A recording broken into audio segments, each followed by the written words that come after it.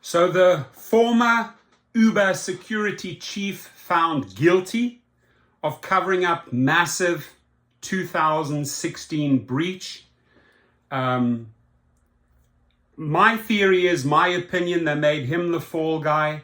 The people that truly knew about this, Travis Kalanick, as well as the new incoming CEO who didn't immediately act on this, Dara Khosrowshahi, are actually the people that should have gone down with him and be jailed with him, right? But what did they do? They pointed the fingers at this guy. What does this guy look like? What does this scoundrel look like? There he is. Definitely not the most friendly face. Joe Sullivan, Uber's former security chief. He is F-U-C-K-E-D right now, right? He's going to sit. But the people that should really sit behind those little bars, right, are Dara and Travis. So how convenient to point fingers at the guy. Oh, he hit it. He didn't do it. Prosecutors claim Joe Sullivan hid the details of a hack that stole info of more than 57 million people to protect Uber's reputation and his own, despite informing then CEO Travis Kalanick of the breach and eventual payout, right? And another person who was informed of this when he came in was Dara Khosrowshahi. So former Uber chief security officer Joe Sullivan has been found guilty of charges that he recovered up a 2016 cyber attack where a hacker downloaded the personal information of more than 57 million people. The information stolen from Uber included names, email addresses, and phone numbers for more than 50 million Uber riders and 7 million drivers. Your name, my name, is amongst that data that went out there, as well as drivers' license numbers for another 600,000 drivers. As reported by the New York Times and Washington Post, the jury convicted Sullivan on 2 accounts, one for obstructing justice by not revealing the breach to the FTC. Those charges should have been filed on Travis. Those charges should have also been filed against Dara Khosrowshahi from the FTC.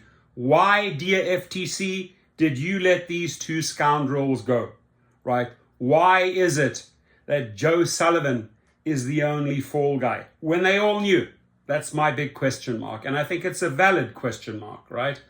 So, and another for misprision, which is concealing a felony from the authorities. He'd faced 3 counts of wire fraud, but prosecutors dismissed those charges in August. Sullivan had served as a security executive at other companies, including Facebook and Cloudflare. And as the Post points out, in this case, he was pitted against the same San Francisco U.S. Attorney's Office where he had previously worked prosecuting cybercrimes. The hack itself was described by the prosecution in the original complaint, noting that it almost exactly mirrored a 2014 breach of Uber, that at the time of the incident, the FTC was already investigating the company over. As the trial began in September, Uber's systems were breached again in a hack linked to an alleged former member of the Lapsus dollar ransomware group, forcing it to temporarily take some internal systems offline. The 2016 breach occurred when 2 outsiders trawling GitHub found credentials giving them access to Uber's Amazon Web Services AWS storage, which they used to download its database backups. The hackers then contacted Uber and negotiated a ransom payment in exchange for a promise to delete the stolen information, paid out in $100,000 worth of Bitcoin and treated as part of the company's bug bounty program. They eventually pleaded guilty to hacking the company in 2019. As the Times notes, this is believed to be the first time a company executive faced criminal prosecution over a hack. Sullivan's conviction could change how companies that quietly pay ransoms to hackers respond to similar incidents. The prosecutors showed evidence that Sullivan shared details of the hack and payment with the then Uber CEO Travis Kalanick, as well as the company's chief privacy lawyer. They also claimed he didn't reveal it to Uber's general counsel and said that later he didn't expose the true scope of the incident to its new CEO, Dara Khosrowshahi. Some of the scope he got to know. Yet, however, they remain quiet. And here's the big one. Uber's new CEO testified. He is testifying. He's literally throwing this fool under the bus, right? Could not trust his chief security officer.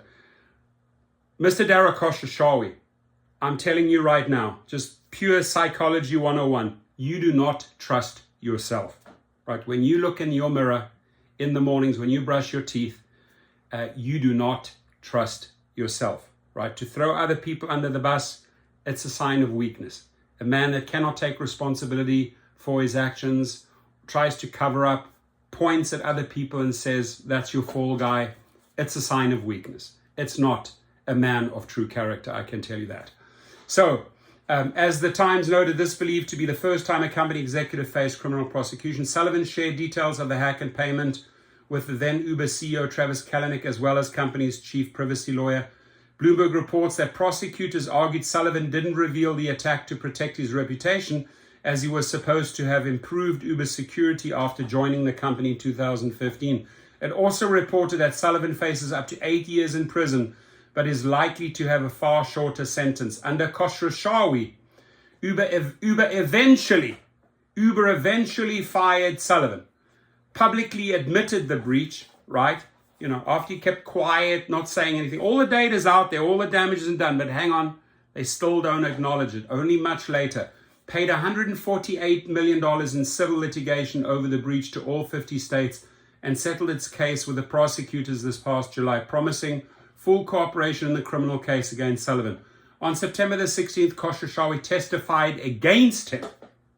That's this coward. Testified against him, saying he was my chief security officer and I could not trust his judgment anymore. In 2018, after the breach was revealed, Uber cut a deal with the FTC, promising to maintain a privacy program for 20 years and to report to the FTC any incident reported to the government agencies relating to unauthorized intrusion into individuals' consumer information. Sullivan's lawyers argued that his actions were taken to prevent a leak of users' data, that he informed the CEO and others who weren't charged for the incident. There it is, who weren't charged for the incident.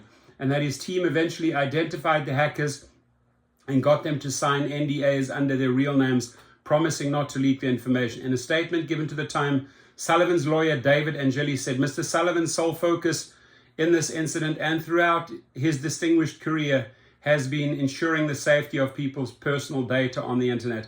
I don't see this as a distinguished career. This dude certainly ain't no angel, right? He ain't no angel. But the fact that all those other scoundrels threw him under the bus, that, my friends, gets the BS award for the day. It is BS level 5 by Dara and all of those people that knew, right? And this dude here, with the big forearms, got literally shoved under a big yellow school bus. Boom! He took the hit, right? And God knows how much money it cost the company. Have a good day. I'd love to hear your feedback. Have a good one.